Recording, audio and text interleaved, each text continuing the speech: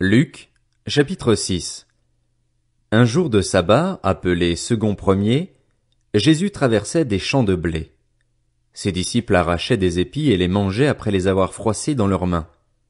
Quelques pharisiens leur dirent: Pourquoi faites-vous ce qu'il n'est pas permis de faire pendant le sabbat? Jésus leur répondit: N'avez-vous pas lu ce qu'a fait David lorsqu'il a eu faim, lui et ses compagnons?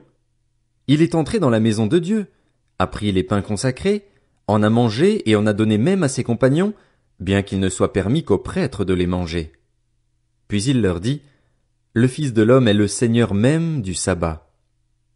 Un autre jour de sabbat, Jésus entra dans la synagogue et se mit à enseigner.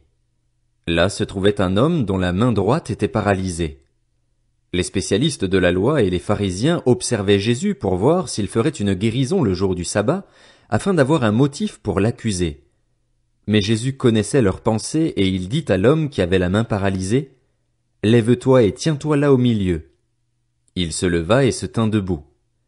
Jésus leur dit: Je vous demande s'il est permis, le jour du sabbat, de faire du bien ou de faire du mal, de sauver une personne ou de la tuer. Alors il promena son regard sur eux tous et dit à l'homme: Tends ta main. Il le fit et sa main fut guérie, elle fut saine comme l'autre. Ils furent remplis de fureur et se consultèrent pour savoir ce qu'ils feraient à Jésus. À cette époque-là, Jésus se retira sur la montagne pour prier. Il passa toute la nuit à prier Dieu. Quand le jour fut levé, il appela ses disciples et il en choisit parmi eux 12 auxquels il donna le nom d'apôtres. Simon, qu'il appela aussi Pierre, André, son frère, Jacques, Jean, Philippe, Barthélemy, Matthieu, Thomas, Jacques, fils d'Alphée, Simon, appelé le Zélote, Jude, fils de Jacques, et Judas l'Iscariote, celui qui devint un traître. Il descendit avec eux et s'arrêta sur un plateau où se trouvait une foule de ses disciples et une multitude de personnes de toute la Judée, de Jérusalem et du littoral de Tyr et de Sidon. Ils étaient venus pour l'entendre et pour être guéris de leur maladie. Ceux qui étaient tourmentés par des esprits impurs étaient guéris, et toute la foule cherchait à le toucher parce qu'une force sortait de lui et les guérissait tous. Alors Jésus leva les yeux sur ses disciples et dit: Heureux vous qui êtes pauvres, car le royaume de Dieu est à vous. Heureux vous qui avez faim maintenant, car vous serez rassasiés. Heureux vous qui pleurez maintenant, car vous rirez. Heureux serez-vous lorsque les hommes vous détesteront, lorsqu'ils vous chasseront, vous insulteront et vous rejetteront comme des êtres infâmes à cause du Fils de l'homme. Réjouissez-vous, ce jour-là, et sautez de joie, parce que votre récompense sera grande dans le ciel. En effet, c'est de la même manière que leurs ancêtres traitaient les prophètes. Mais malheur à vous, riches, car vous avez votre consolation. Malheur à vous qui êtes comblés maintenant, car vous aurez faim. Malheur à vous qui riez maintenant, car vous serez dans le deuil et dans les larmes. Malheur lorsque tous les hommes diront du bien de vous, car c'est de la même manière que leurs ancêtres traitaient les prétendus prophètes. Mais je vous dis, à vous qui m'écoutez, aimez vos ennemis, faites du bien à ceux qui vous détestent, bénissez ceux qui vous maudissent, priez pour ceux qui vous maltraitent. Si quelqu'un te frappe sur une joue, présente-lui aussi l'autre. Si quelqu'un prend ton manteau, ne l'empêche pas de prendre encore ta chemise. Donne à toute personne qui t'adresse une demande et ne réclame pas ton bien à celui qui s'en empare.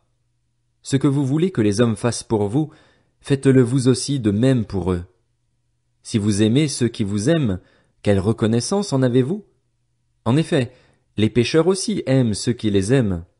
Si vous faites du bien à ceux qui vous font du bien, quelle estime en avez-vous?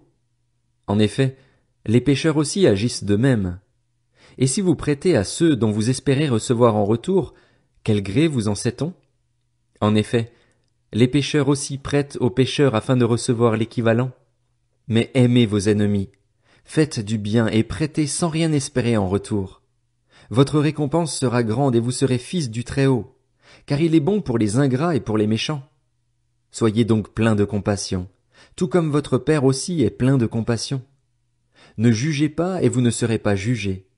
Ne condamnez pas et vous ne serez pas condamnés. Pardonnez et vous serez pardonnés. Donnez et on vous donnera.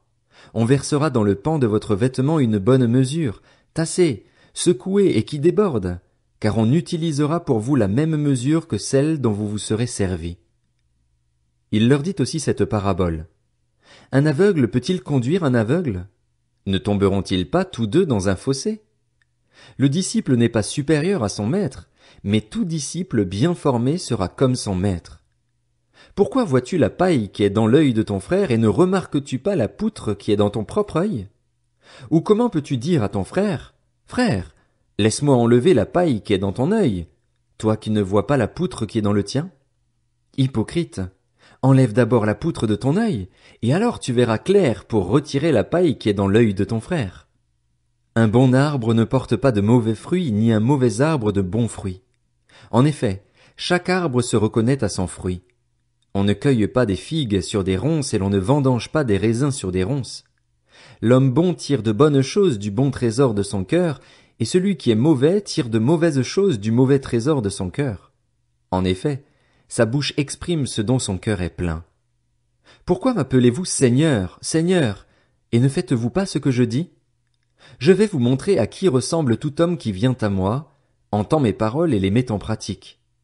Il ressemble à un homme qui, pour construire une maison, a creusé profondément et a posé les fondations sur le rocher. Une inondation est venue. Le torrent s'est jeté contre cette maison sans pouvoir l'ébranler, parce qu'elle était fondée sur le rocher.